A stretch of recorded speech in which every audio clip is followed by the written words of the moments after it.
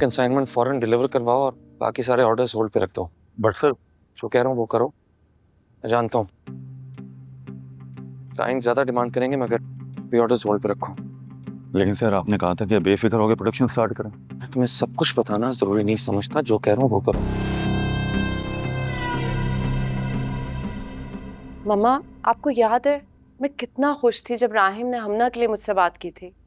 मगर अब तो मुझे लगता है कि शादी नहीं हुई होती तो अच्छा होता। हमना को जरा ख्याल नहीं है, जरा लिहाज नहीं है किसी का। बिल्कुल ठीक कह रही हो तुम। मैं तुम्हारे कल बाबा से यही बात कर रही थी कि हमना की जिद की वजह से मरियम और हुमायूं के बीच में कॉम्प्लिकेशंस ना हो जाएं। ना होने लगे, हो रही है मम्मा। कल से हुमायूं का मूड इतना ऑफ है, I can not tell you. रात को उन्होंने डिनर भी नहीं किया और सुबह में ब्रेकफास्ट भी नहीं करके गए।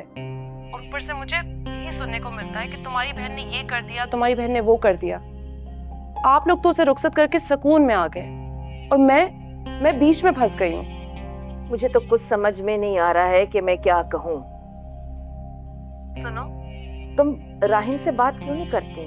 वो समझदार है, उसे बताओ कि अचानक से अपने बड़े भाई के साथ ऐसा रवैया उसका क्यों हो गया है।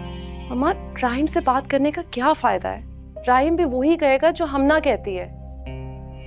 And you know, I am so surprised. रात को इतना सब कुछ हो गया एंड ये दोनों सुबह में ब्रेकफास्ट पे चले गए। मुझे तो लगता है राहिम को ना हुमायूं की नाराजगी की कोई परवाह नहीं है।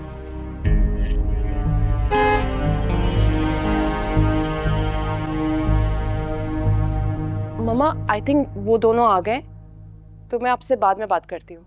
हाँ ठीक है, जरा सख्ती से बात करना। Okay mama, thank you, love you.